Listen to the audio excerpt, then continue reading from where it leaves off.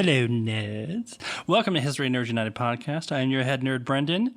Today, author Bill Shaffer of the Scandalous Hamiltons true crime book in the Gilded Age. More twists and turns than like the best Netflix series you've ever seen. Like, seriously, it's all true. You'll hear Bill and I just try not to step on any of the big revelations, but this thing has so many twists and turns, it's insane. I guess you probably want to hear about that, don't you? Okay, I'm going to shut up. Bill Shaffer, let's talk to him. All right, Bill Shaffer, author of The Scandalous Hamiltons. Welcome to the podcast. Thank you for being here. Thanks, Brendan. Thanks for having me. Now, before I talk to any author, I always do just a little bit of research. I like to pretend I'm at least somewhat professional. And most of the time, I'll look up an author, it's like, oh, they were a journalism major, or they did this, or they did that. I would say that your path to writing a book was not necessarily the usual one. Can you talk a little bit about your background and how you got here? Sure. It definitely is not a direct line. My background is really in the design business. I was educated as a graphic designer and spent 30 plus years in New York in the design business, primarily in the cosmetics industry, designing department store makeup counters. I was always a sort of dabbled in writing, kind of on the side, never really had anything published and never was able to devote a lot of time to it. But I was always interested in it, and it was something that I hope to be able to kind of get to one day. And then in 2015, I took a big step and left the design business to return to graduate school to get a master's in the history of design from Parsons, the new school. And it's a program that's run in conjunction with the Cooper Hewitt National Design Museum. So your classes are up there. You can get Smithsonian fellowships and you work in the museum. But what you really learn is how to do rigorous research, not settle for secondary sources when primary sources are available, things like that. And you write a lot. And I love that part of it. So that really kind of kicked off this sort of second phase of my career and led me eventually to the Scandalous Hamiltons. I do love the story of how you got the idea for this. If you could tell the listeners, how did you even hear about Robert Ray Hamilton and how did this all start?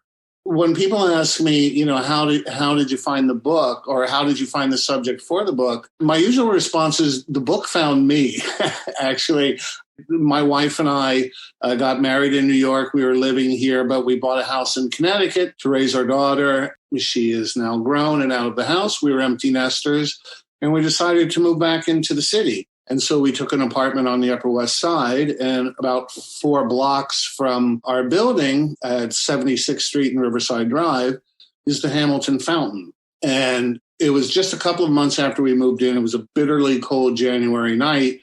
I was walking back from an errand and I saw this fountain and it literally stopped me in my tracks. And I thought, this looks like something you would see at Grand Central Terminal. Grand Central happens to be my favorite building in the city. I do a lot of architectural historical research, and so I'm familiar with a lot of the sort of motifs and design elements from that time. And it really struck me as something that could easily be there. And even though I was freezing, I took a minute to read the Parks Department little placard next to the fountain. Just scanned it quickly. Robert Ray Hamilton involved in a scandal, gave money for this fountain, and it was designed by Warren and Wetmore. And Warren and Wetmore are actually, in conjunction with a firm called Reed and Stern, are the architects that designed Grand Central Terminal. Warren and Wetmore was a very sort of noted, very high-profile, high-end architectural firm in New York. And I'm walking back to our apartment thinking, why the heck is Warren and Wetmore doing this obscure little fountain in this obscure little niche of the corner of the Upper West Side? So when I got home, I just kind of did a quick Google search, Hamilton Fountain, Robert Ray Hamilton. And if you do that, there are a number of blog posts that come up that kind of talk about this scandal. Not all of them describe it accurately or consistently with one another, but it was sort of floating out there in the internet ether. So I thought, that's an odd story. There must be a book about it. And so when I went to look for a book, of course, I didn't find one, and that's when I thought, okay, I'm going to write this book. Now, I made that decision on the basis of a Parks Department placard and, a 15-minute Google search. But I knew somehow that this was a story to be told in a longer form than I could find online. So I started digging into the research for it to see if I could find enough material to constitute a full book, and if it was enough of a quality or verifiable material that I could kind of pinpoint all of the sources and really make it factual and nonfiction story, because I didn't want to write something that was sort of half-baked in terms of part fact and part conjecture or whatever. I mean, that part of the process definitely gives me anxiety, and I'm not even writing it, right? Because you could spend hours and weeks and months and then get to it and you're like, I've got 80 good pages, and now what do I do with all of that time? I mean, that's rough.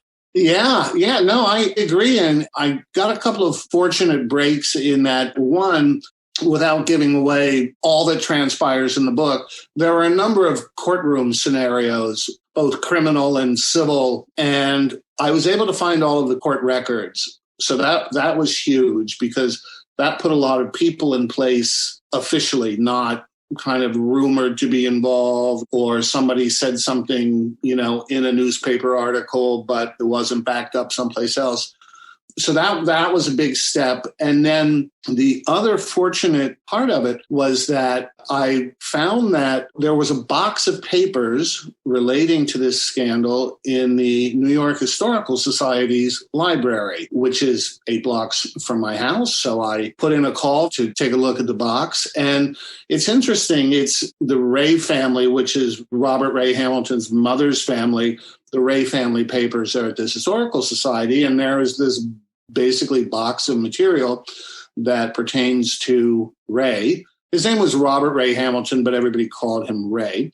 They were letters from his father, his brother, his friends, strangers, all reacting to this series of events that he found himself in. And there was nothing in his hand saying, I felt this about Eva, or I felt this about this part of the event. There's nothing that gave you any insight into his thinking, but there was a lot of material of people reacting to what had happened and basically offering sympathy and ready to stand by Ray because, some not great things came out about him in the news, we shall say.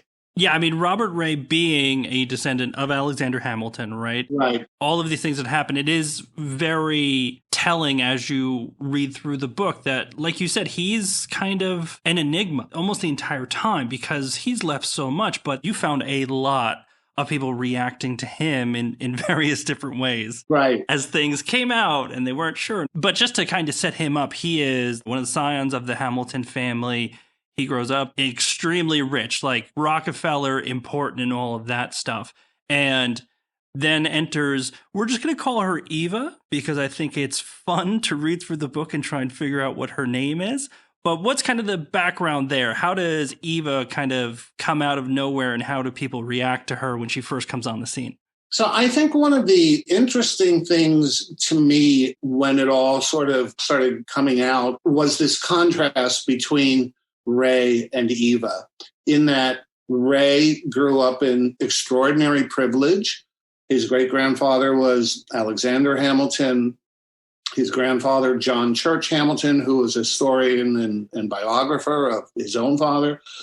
Ray's father was Schuyler Hamilton Sr., who was a West Point grad, a veteran of both the Mexican-American War, served in the Civil War, and was kind of the keeper of that part of the Hamiltons family's name. So Ray went to Columbia University, Columbia Law School.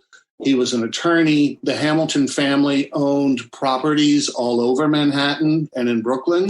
Ray at one point owned 32 different parcels of properties, both in Manhattan and Brooklyn. It was a life of privilege. To contrast that, Eva, who became his wife, she grew up dirt poor in kind of Pennsylvania coal country, the northeast part of Pennsylvania, up around Scranton, Wilkes-Barre, around there. Her father was a an itinerant logger. He just dragged the family around from logging camp to logging camp whenever there was work. Coal was king up in that part of Pennsylvania. And so they were cutting through forests to lay train tracks to, mine coal and haul it out of there across the country.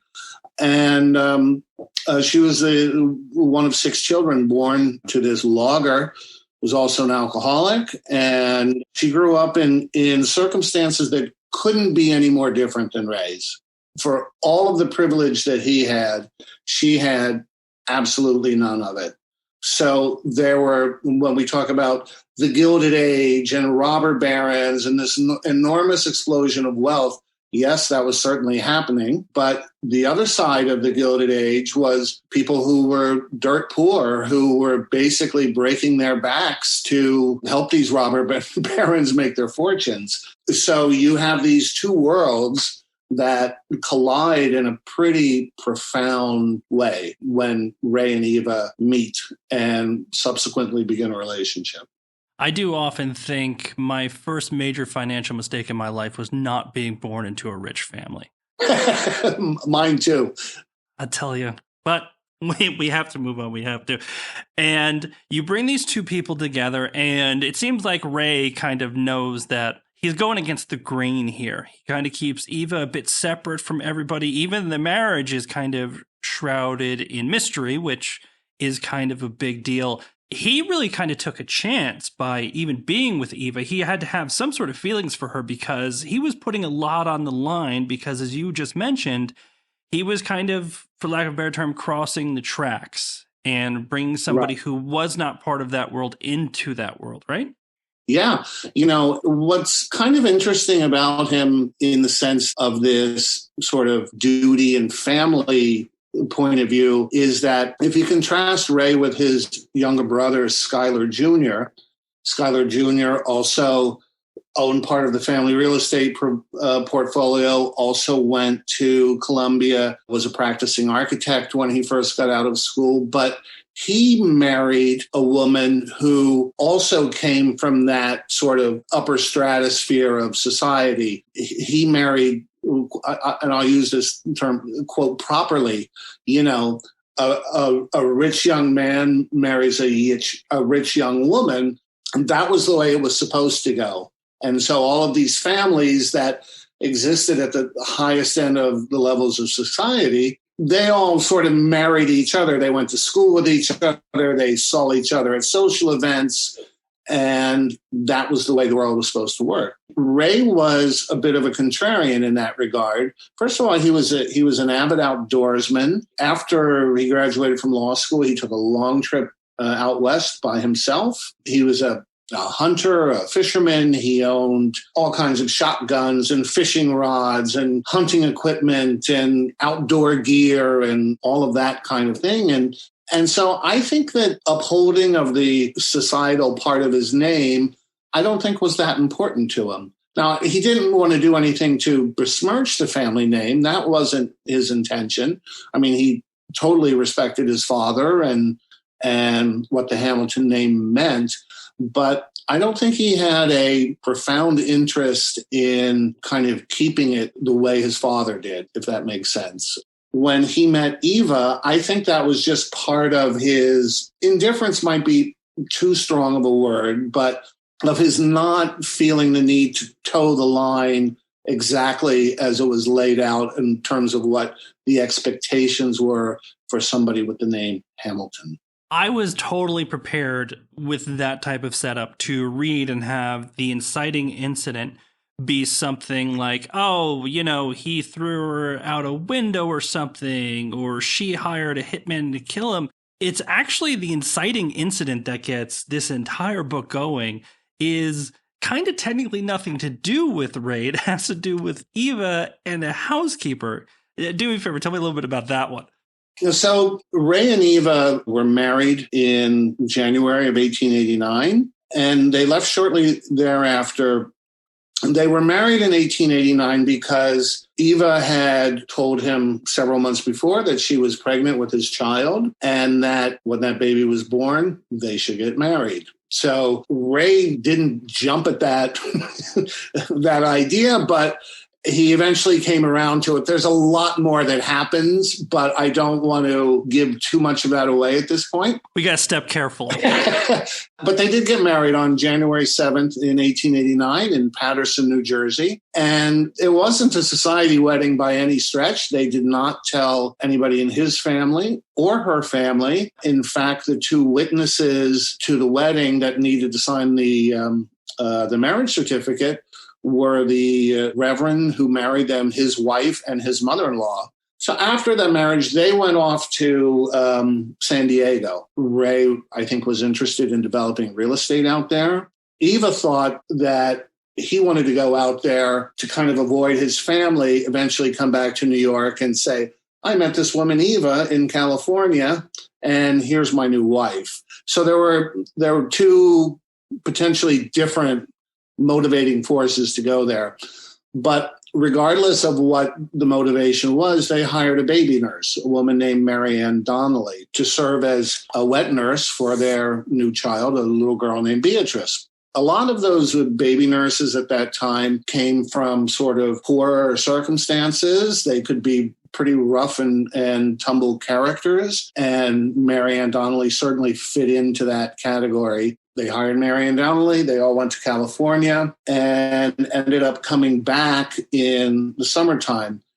Eva lost a lot of weight while she was out there. She missed some people that were important in her life while they were out there. And so they returned to Atlantic City at the end of August. But between their marriage in January and this time in August, Mary Ann Donnelly had a suspicion that not everything was on the up and up in Ray and Eva's marriage. And she confronted Eva in a cottage in Atlantic City, basically threatening to tell Ray her theory about what was going on between Eva and some other people. Both Eva and Nurse Donnelly were heavy drinkers. They started drinking at about 8 o'clock one morning, actually even a little earlier than that. And on the day that the Hamiltons were due to travel back to New York, and Mary Ann Donnelly thought, okay, now's the time. I'm going to tell them. And when she told Eva that this is what she was going to do, Eva stabbed her. Didn't kill her, but she stabbed her. It caused quite a commotion, as one might imagine. And Eva was arrested on the charge of atrocious assault. Mary Ann Donnelly ended up surviving the attack, but this happened on a Monday morning, right? By 5 o'clock at that afternoon, reporters from all of the papers in Philadelphia, New York, Baltimore had descended on Knoll Cottage, the place where they were staying. And by that next morning, it was front page news everywhere that the wife of Robert Ray Hamilton has been arrested for stabbing the baby nurse. Some newspapers said that she had actually killed the nurse. There wasn't a lot of fact checking that went on in some newspapers at the time. That's what blew everything up. Well, I want to make sure the readers understand this. We didn't just give away the whole book here. We're still in the first quarter of the book. This is all just set up because what I thought too, especially once the newspapers descend on Atlantic City and the cottage and everything like that, it just feels so very, American media. And, a lot of other medias, but, we're talking about the American, which is, we got a rich guy, we've got a woman we don't know much about, and a scandal is happening. And they just descend upon this, and they're looking for anything and everything. They're following people around. They're sitting outside of jail cells. It's really just an absolute frenzy. Absolutely. One thing I say in the introduction to the book is I liken the Hamilton name then to the Kennedy name today. We're long past the unfortunate events in Dallas in, 1963. But when you hear the Kennedy name in the news, even today, for a lot of people, their ears perk up. It's like, oh, the Kennedy family. What's happening with the Kennedy family? And the Hamilton name was very much like that. It was still, it was 80 years after the duel between Alexander Hamilton and and Aaron Burr. But because the Hamilton family had such a high profile in New York, they were in the news a lot. And most of the time they were in the news for, philanthropic reasons or political reasons or whatever. They certainly weren't in the news for scandalous behavior. And so when this broke, here is the Hamilton name associated with this scandal. It was a bit of a media feeding frenzy. Today, if that would have happened by 5 o'clock that evening, you would have had satellite trucks around the block and, police cordoned off the area and news reporters doing stand-up, remotes from one end of Atlantic City to the other. It would have been trending, all over social media and been the breaking news banner on the bottom of your screen. But at the time, the only media were daily newspapers. And so all of the newspapers, just like they do now or any media does, you fight for reader attention, right? And so how are you going to get reader attention? The more sensational and attention grabbing you can make the story, the better your chances are of getting eyeballs on it. And so the media obviously has changed from today, from 130 years ago, but the concept is still the same. Breaking news is breaking news, and trying to be the first one out there with a story, have an angle to the story that nobody else has. That was all in play. Some of the headlines were quite outlandish, and, I have a number of them in the book, but it was a media sensation for sure. I mean, that was my favorite, was they just straight up said that the nurse is dead when she was clearly not. Like, they could have really checked on that. But I mean, it just, murder sells. I mean, true crime, people love it. Right. So they descend. It starts a whole thing. As we talked about before you and I hit start on the podcast, we wanted to be careful about where we were stepping. Right. Let's just say there's trial number one. And things start to come apart in a lot of different ways. We'll just leave it at that. We won't talk about it. But what I find interesting and what you hone in on, too, is the internal life of the Hamilton and Ray family as this is going on. What's going to happen when this information comes out? Is Ray going to be cut off, right? Is he going to be the rich kid that all of a sudden he's out of the family and he's lost everything? And that's just another thread you kind of leave dangling until you find more information on that. I mean, that had to be really invaluable to you to be able to get some of those personal things, because relying on the newspapers, as you said, is a tough proposition. But getting those internal letters from the family must have been absolutely invaluable. I wouldn't have been able to write the book with the perspective I was able to without that corroborating information. And one of the things that happens is that right after this incident, Ray is a well-connected attorney. He's a state assemblyman. His friends and colleagues in New York are sending telegrams that afternoon. There's a half-inch thick stack of telegrams in this box of documents saying, if you need help, I'll come to Atlantic City right away. If it wasn't telegrams, it was letters that arrived by post the next day. And his father and brother, after a brief recognition of, hey, it sounds like something not great has happened to you, let us know what's going on, they then actually kind of go radio silent. And Ray is on his own, in a sense. It's not like his father got on the next train and came down and did a media appearance with Ray and said, my son is, a good boy and all of that kind of stuff, even though he's a grown man of 36 years old by that time.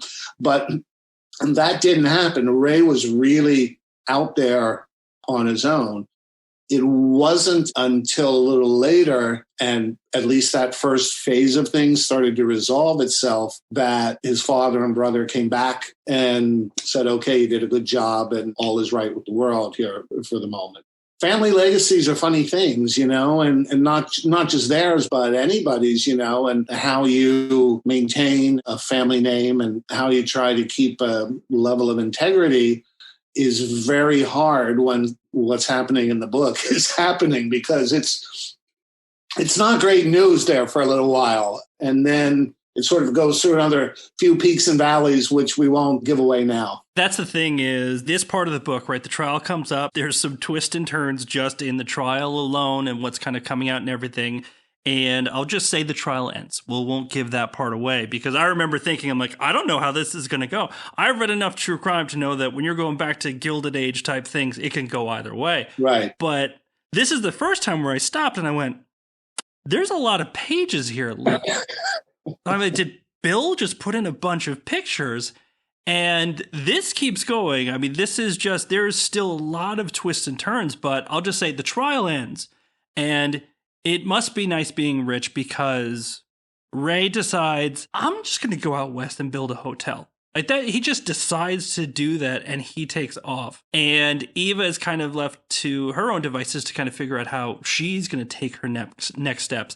But this goes back to Ray just being very interesting, which is, you've said, he doesn't want to embarrass the family, but he's also that weird sibling that will all of a sudden just go on a kind of eat, pray, love tour and just disappear for a few years and then come back and just say, hey, I'm into this now. Right. I think that the onslaught of headlines, the constant scrutiny by the news media, and the pressure whenever he was on a witness stand, the newspapers breathlessly described everything, not only that he said on the witness stand, but his expression, what he was wearing, if he slumped his head or if he spoke confidently. He was really under that sort of media microscope.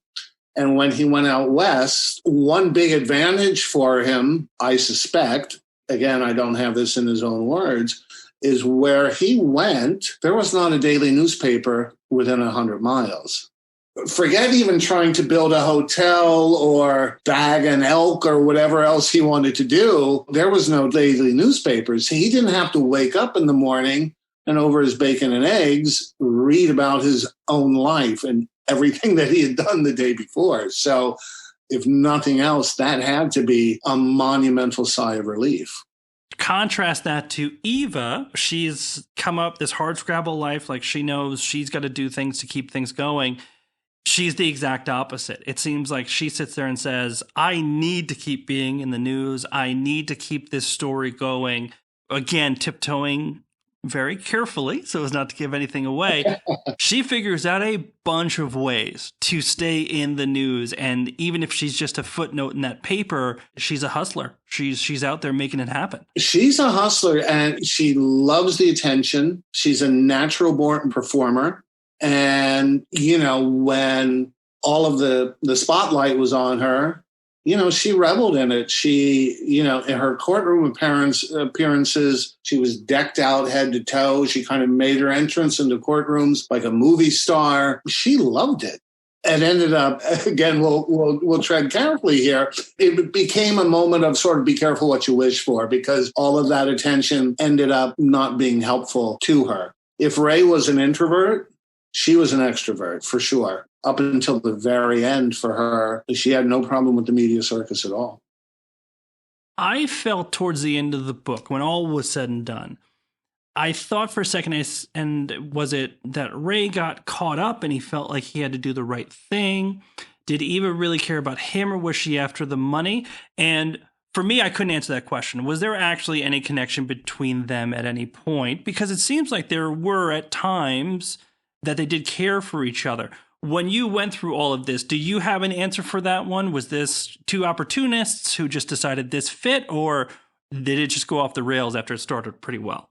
That's a great question, and one that is ultimately unanswerable in that, again, we don't have anything from Ray in his hand that says, I loved Eva with all my heart. I've always loved her. I always will love her. And you don't have anything from Eva that says, the minute I saw Ray Hamilton, my life changed and that was all I ever wanted, et cetera, et cetera.